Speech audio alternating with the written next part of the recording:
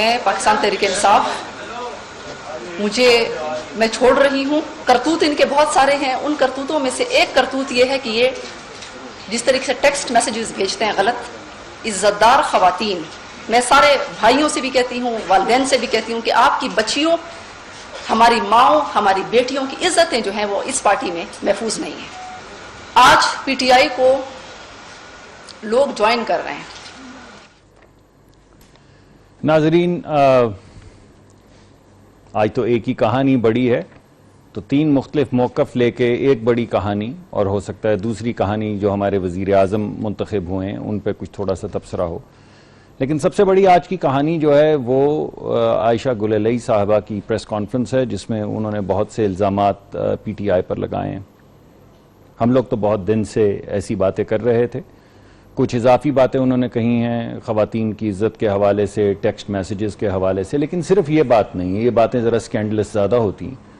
उन्होंने पार्टी के अंदर जो आम एक काम करने वाला कारकुन है उसकी जो तज़लील है उसका जिक्र किया, पख्तून की इज़्ज़त का जिक्र किया, करप्शन का बहुत ज़्यादा जिक्र किया, बिलखुसूस वज़ीर आला की करप्शन का जिक्र किया, और जहांगीर खान तरीन के कुछ लीजेस का जिक्र किया, और ये दावा किया कि इन तमाम चीज़ों के ज़रिए इमरान खान साहब का किचन चलता है। इस तरह के बेशुमार इल्ज़ामात लगाएं। यहीं से बात शुरू करते हैं। खोखर साहब हमारे साथ मौजूद हैं, और लाहौर स्टूडियो से हमारे साथ चौधरी साहब, फवाद चौधरी साहब मौजूद हैं। तो खोखर साहब, आपने भी अभी प्रेस कॉन्फ्रेंस सुनी, मैं तो अभी डाइजेस्ट कर रहा हूँ उस प्रेस कॉन्फ्रेंस को, समझ नहीं आ रही कहाँ से शुरू किया जाए, तो आप क्या तबसरा करेंगे? फिर चौधरी साहब के पास चलते हैं। डॉक्टर साहब, इसके ऊपर तबसरा क्या करना है? उनकी अपनी रुकन है, रुकन कौमी असम्बली हैं, उन्होंने प्रेस कॉन्फ्रेंस की, प्रेस कॉन्फ्रेंस के अंदर उन्होंने जो इल्ज़ामात लगाए, इल्ज़ामात की जो बौछार की, वो सारे ही बड़े परेशान कुन है। उनसे हर आदमी, हमारा जो माशरा है, हर आदमी उससे परेशान हुआ होगा। लेकिन एक चीज़ जिससे बहुत दुख पहुंचा कि उन्होंने अपनी प्रेस कॉन्फ्रेंस के दौरान पाकिस्तान पीपल्स पार्टी और पाकिस्तान पीपल्स पार्टी के अंदर जो ख़वातीन की इज़्ज़त है उसकी उन्होंने तारीफ़ की, उसको उन्होंने सराहा, और साथ ही साथ उन्होंने फिर ये भी कह डाला कि खान साहब अपनी जो पर्सनल मीटिंग्स हैं उसके अंदर एक दफ़ा उन्होंने अपने खुद कानों से सुना जो खान साहब ने शहीद बेनज़ीर भुट्टो के बारे में पता नहीं क्या रिमार्क उन्होंने दिया। तो दुख हुआ कि चले, एक खातून है, उन्होंने पाकिस्तान के लिए कुर्बानी दी, पाकिस्तान के अवाम के लिए कुर्बानी दी, आराम से घर में बैठ सकती थी। एक उनके ऊपर हमला हो चुका था, 150 से ज़ायद लोग उसके अंदर शहीद हो सकते थे, बाहर निकलने की उन्हें कोई ज़रूरत नहीं थी, फिर भी निकली। एक तवील उनके बारे में अब मैं क्या कहूँ। तो असल रिस्पॉन्ड तो इस पर फवाद साहब भी करेंगे कि ये सारे जो इल्ज़ामात लगे, और बड़े सीरियस एक करप्शन का नैरेटिव लेके पीटीआई चली, और उस करप्शन के नैरेटिव की आज उनकी अपनी जो रुकन है उन्होंने धजियां बिखेर दी हैं। जवाब जो है वो देना चाह रहा हूँ। बिल्कुल। पहली बात तो है कि जाहिर है, पहली बात तो जरा इसका पर्सपेक्टिव एक देख लिया। पहली बात तो इसमें एक बात तो तय हो गई है कि PMLN को यकीन हो गया है कि जो अदालती केसेस हैं उनमें तो इमरान खान कहीं नहीं जा रहे, लिहाजा ये बड़ी चीप पॉलिटिक्स होगी कि देखिए ये अब ये तो कोई बात ना हुई कि आप हर चीज PMLN के जिम्मे लगा दें। तो वैसे उनकी प्रेस कॉन्फ्रेंस के कंटेंट पर आ जाए ना। जी, मैं कंटेंट्स पे आता हूँ। पहले 1986-87 में एग्जैक्टली इन्होंने यही काम बेनजीर भुट्टो के साथ किया, और उनके ऊपर इंतहाई चीप पब्लिसिटी कैंपेन लॉन्च की PMLN ने।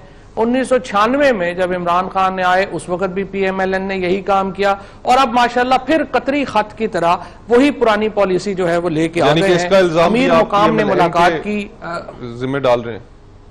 मैं आपको पूरा वाकया तो बता लूंगा तो आपको समझ आ जाएगी। अमीर मुकाम ने मुलाकात की, इनके ये जो हैं खातून, इनके वालिद साहब से, जो दाढ़ी वाले साहब इस प्रेस कॉन्फ्रेंस में भी साथ थे, और इंटरेस्टिंगली रिहाम खान के एक दो बड़े करीबी लोग वो भी उनके साथ थे, और उसके साथ जो लोग हैं वो जियो के जो लोग जो कि कवर नहीं करते हैं इस तरह की प्रेस कॉन्फ्रेंसेस, वो भी उनके साथ थे। तो आप अंदाजा लगाएं कि जब पूरा मुल्क शाहिद खान अब्बासी साहब का इलेक्शन देख रहा था, जियो टेलीविजन उस वक्त जो ये हैं आयशा गुलेलई, इनका इंटरव्यू कर रहा था, और उन्होंने भी किसी और टीवी को इंटरव्यू देने से इनकार कर दिया और जियो पे सिर्फ जो है वो इंटरव्यू दिया। तो आप अंदाजा लगा लें कि कैसी कोरियोग्राफ्ड कैंपेन है जो उन्होंने की। फिर जिस तरह से उन्होंने गुफ्तगू की वो एक इंतहाई कह लें कि बेशर्मों वाली गुफ्तगू थी, उसमें कोई गैरत वाली बात समझ नहीं आई। वो 2013 से वो कह रही है कि उन्होंने मैसेजेस जो हैं वो रखे हुए हैं अपने पास, और वो ये फरमा रही हैं कि 2013 के मैसेजेस जो हैं वो अब वो कह रही है वो लंदन का कल्चर इमरान खान लाना चाह रहा है। इनकी अपनी बहन जो है मारिया तोपगई, जिनका मुझे बहुत एहतराम है, वो स्क्वाश खेलती हैं, निक्कर पहन के स्क्वाश खेलती हैं। उसमें क्या प्रॉब्लम है? अगर वो लंदन का कल्चर इतना बुरा है तो वो पाकिस्तान में इमरान खान के ऊपर ये बात क्या कर रही है? और फिर वो कहते हैं जो है चले वो बर्दाश्त नहीं करते, यानी अगर वो बेगैरत, अगर ये काम जो है ये बात कर दे तो ये आप कह रहे हैं गैरत की बात नहीं की है। वो ये कह रही हैं कि बुनियादी तौर के ऊपर वो कह रही है ये पख्तून गैरत ये गवारा नहीं करती है, ये पख्तूनों का इससे कोई ताल्लुक नहीं है, ये उन्होंने जो बातें की हैं वो बेगैरती की बातें की हैं। और 4 साल वो 2013 से लेके अब तक वो बैठी रही हैं। 6 महीने पहले अगर वो इतनी बड़ी गैरत वाली थी तो 6 महीने पहले उनका काम था कि वो ये जितनी बुरी लीडरशिप ने, जितनी बुरी पार्टी ने ये सीट उनको तोहफे में दी है, वो कलेक्ट होके नहीं आई हुई, पार्टी ने उनको सीट दी हुई है, उससे रिजाइन करती पहले और फिर अपनी उन्होंने जिस तरह के इल्जामात, घटिया इल्जामात लगाने थे वो लगाती और पता चलता। फिर जो करप्शन के इल्जामात हैं उनके ऊपर भी 4 साल वो सोई रही हैं, उनको नहीं पता चला, कुछ नहीं हुआ। जब ये जजमेंट आ गई है, पैनामा का मामला आ गया है, उस वक्त उनको अचानक ये ख्याल आया कि यहाँ पे तो करप्शन हो रही है, और वो खड़ी हो गई हैं और उन्होंने जो है वो इल्जामात लगाने शुरू कर दिए जहांगीर तरीन के ऊपर और परवेज खट्टक के ऊपर।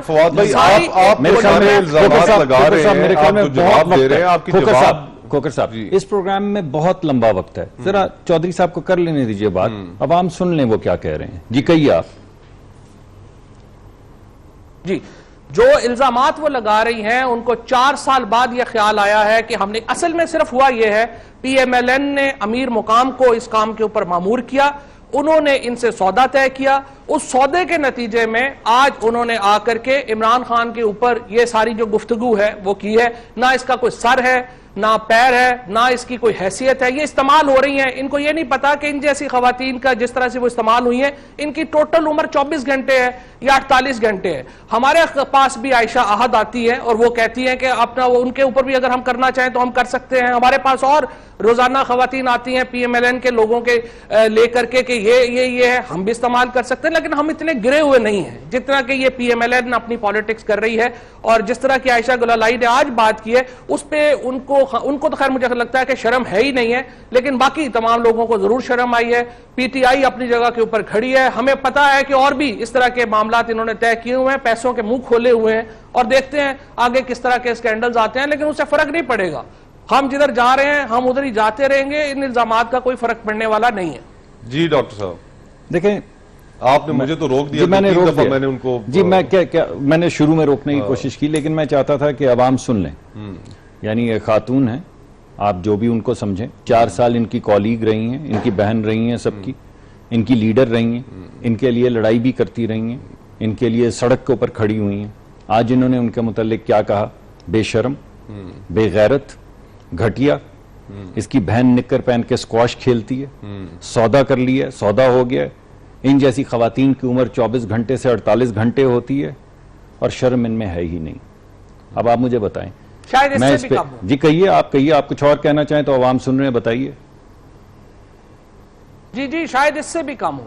कहिए, तो कहिए। लोग इतने पैसे लेके और इस तरह के इल्जामात लेके आएंगे, उनकी उम्र इससे भी कम होगी, आप देखिएगा। चलिए, अब ये बताइए मुझे कि ये जो, एक तो हमें सोचना है कि हमारे प्रोग्राम की नौयत क्या है। हमारा क्या ऐसा प्रोग्राम होगा जिसमें हम बैठ के बजाय इसके कि हम बात करें कि भाई इसके मसाइल क्या हैं, हमने तो बात शुरू की कि ये तमाम, इनमें से बेशुमार इल्ज़ामात खोकर साहब बहुत दिन से लगे हुए हैं। ये जो इनके ऊपर इल्ज़ाम लगा, आज उन्होंने क्या कहा है? उन्होंने पहले जिक्र किया उसका एहतसाब कमीशन का, वो तो मैं भी कई मरतबा कर चुका हूँ, हम कई दफा अपने प्रोग्राम में पॉइंट आउट कर चुके हैं। उसके बाद उन्होंने माइनिंग की जी 2 माइनिंग की उन्होंने लीजेस का जिक्र किया, तो ये जिक्र तो 8, 10, 50 प्रोग्राम्स में हो चुका है। उन्होंने दीगर जो करप्शन के मामलात जिनका जिक्र किया, इनके अपने एक वजीर जो हैं वो तमाम उन चीज़ों का जिक्र जो है वो हर प्रोग्राम के अंदर करते हैं। उन्होंने ये कहा कि खवातीन को टेक्स्ट मैसेजेस जाते हैं, चलें उसको आप इग्नोर कर दें अगर आप करना चाहें। एक औरत है, अगर वो अनकंफर्टेबल फील करती है तो आप उससे उसका हक छीनना चाहते हैं कि वो आवाज़ बुलंद करे, क्योंकि अगर वो करे तो वो अमीर मुकाम ने उसको पैसे दे दिए हैं, चलें आपकी मर्जी। लेकिन ये क्या गुफ्तगू है? पहले तो प्रोग्राम के हवाले से मुझे तो मैं तो आयशा गुललई की बात करना चाहता था, मैं तो आज ये सोच रहा हूँ कि हमारा ये प्रोग्राम की नौइयत क्या है। आप इस पे तबसरा कीजिए, मेरे पास तो आगे क्या कहने को। देखिए फवाद भाई, ठीक है, हम सारे इस तरह की जो पॉलिटिकल गुफ्तगू है उसमें हम अपने पॉइंट स्कोरिंग तो हम चले करते ही हैं, लेकिन मैं स्पेसिफिकली आपसे मैंने कंटेंट के बारे में पूछा था, और बजाय इसके कि आप कंटेंट के ऊपर जवाब देते, आपने आयशा गुललई के ऊपर, उसकी पर्सनालिटी के ऊपर, उसकी बहन को बीच में ले आए, फिर अमीर मुकाम को ले आए। पूछें किस कंटेंट मैंने के ऊपर आपसे पूछेंगे जो आप? सबसे पहला जो मैंने आपसे सवाल पूछा था वो आपसे मैंने ये पूछा था कि मोहतरमा शहीद बेनजीर भुट्टो के बारे में जो गुफ्तगू हुई, क्या ये वाकई हकीकत है, इस तरह की हुई या नहीं हुई? दूसरा मैंने आपसे माइनिंग के हवाले से पूछा था, माइनिंग के हवाले से पूछा, और बेनजीर भुट्टो शहीद के ऊपर अब मेरी बात पूरी सुन लेना, उनकी पब्लिक ओपिनियन है, मेरा पता नहीं ये प्राइवेट कहां पे मिलती रही है। पूरा आप सवाल सुन ले। ये क्या गुफ्तगू है कि पता नहीं प्राइवेट कहां पे मिलती रही है? आप क्या गुफ्तगू चौधरी साहब कर रहे हैं? ये क्या गुफ्तगू है यार? एक खातून के मुतल्लिक आप टेलीविजन के ऊपर बैठ के आप क्या गुफ्तगू कर रहे हैं? आपको कोई तरीका नहीं, कोई गुफ्तगू के लिए मीडिया कोई हमने बात नहीं की। वो बुरी बात नहीं चौधरी है, साहब आप यहाँ पे बैठ के मीठी मीठी बातें करके हमें सुना रहे हैं। चौधरी साहब ये बुरी, चौधरी साहब भाई उसने कैटेगोरिकली और क्लियरली अपनी प्रेस कॉन्फ्रेंस में कहा है कि मैं मुस्लिम लीग नून में नहीं जा रही। आप उनको समझाए। चौधरी साहब हमारी पार्टी में तो वो नहीं आई है, उसने लेकिन अपनी जो प्रेस आप कॉन्फ्रेंस में कहा है कि मैं मुस्लिम लीग नून में नहीं जा रही। करना करे वो, चाहे जो अभी वो कह रही है पीपल्स पार्टी की तारीफ कर रही थी, तो पीपल्स पार्टी छोड़ी क्यों थी? फिर पीपल्स पार्टी की तारीफ उन्होंने इस हवाले से की कि वहां पे खवातीन को इज्जत है, खवातीन का मुकाम है, खवातीन उस पार्टी को लीड करती रही है, उस खवातीन के, और जो हरासमेंट जो उन्होंने फेस की है जो पीटीआई के अंदर, और हम तो इस्लामाबाद शहर में बैठे हैं, हमें ये सारी चीजें पता है। और अगर आप भी अपने दिल के ऊपर हाथ रख के कह दें कि जो वो बातें कह रही है वो गलत है, कह दें आपको भी इन चीजों का पता है। टोटल बकवास कर रही है, कोई इसमें है जो इसमें टोटल बकवास है। इसलिए कि उनकी जो गुफ्तगू है, जिसमें वो कह रही है कि मैं 2013 से जी मैं रख के बैठी हुई हूं, उनको करप्शन का ख्याल 4 साल पहले क्यों नहीं आया, 2 साल पहले क्यों नहीं आया? चलिए एक मिनट, हमें कुछ अभी दोबारा जब 6 महीने रह गए हैं। एक मेरे ख्याल में इस सेगमेंट का खत्म, एक सेकंड ठहरिए। चौधरी साहब सेगमेंट का प्रोग्राम, इस सेगमेंट का वक्त खत्म हो गया।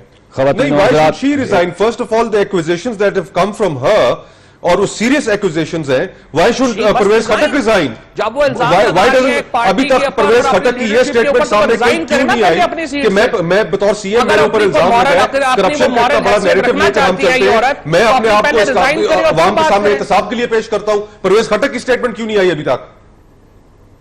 आप उसको कह रहे हैं कि वो रिजाइन करें? ऊपर इल्जाम है क्या? उसने जो परवेज खटक के ऊपर इल्जाम लगाया कि इमरान खान का किचन चला रहा है, माइनिंग के ठेके जहांगीर करीम ने लिए, उसने अपने कजन नेपोटिज्म की उसने जो मिसालें दी हैं वो सारी एविडेंस लेकर सामने आई है, तो परवेज खटक की स्टेटमेंट ये ठेका है जो आप बताइए, आप दीजिए, आप बताइए कि उन्होंने कौन सा ठेके का कहा है, बताइए। उन्होंने जो माइनिंग के लीज के जो डॉक्यूमेंट्स आपको दिए उसका उन्होंने जिक्र किया, तो आपका क्या ख्याल है कि चीफ मिनिस्टर को एक भी स्पेसिफिक इल्जाम नहीं लगाया उन्होंने इस सेगमेंट का? चौधरी साहब जो है अभी तो उनकी स्टेटमेंट खत्म हुई है ना, अभी ये गुफ्तगू चलेगी। नैब किसके पास है? वफाकी महकमा है, इसको करें। आप बताएं, वहां पर एहतसाब कमीशन है। खोकर साहब एक मिनट ठहरिए। खवातीनो हजरात, इस सेगमेंट का वक्त खत्म हो गया है, इस पे हम और भी बात करेंगे। मैं आपसे माफी चाहता हूं जिस तरह की गुफ्तगू यहां पर हुई है और जिस तरह के अल्फाज इस्तेमाल हुए हैं, मेरे दिल पे बहुत गरां गुजरे हैं और मैं बेहद शर्मिंदा हूं इस बात पे, इस गुफ्तगू के ऊपर। एक औरत ने एक इल्ज़ाम लगाया है हमारे मुआशरे में, क्या यही औरत का मुकाम है कि वो बात ना कर सके? अगर वो बात करे तो इस तरह के अल्फाज, बेशरम, बेगैरत, घटिया, निकर पहन के स्क्वाश खेलने वाली जिसकी 24 घंटे से ज्यादा एक उम्र नहीं है, मेरे पास तो कहने को कुछ नहीं है। हमारे साथ रहिएगा, थोड़ी देर में आते हैं। बहुत शुक्रिया।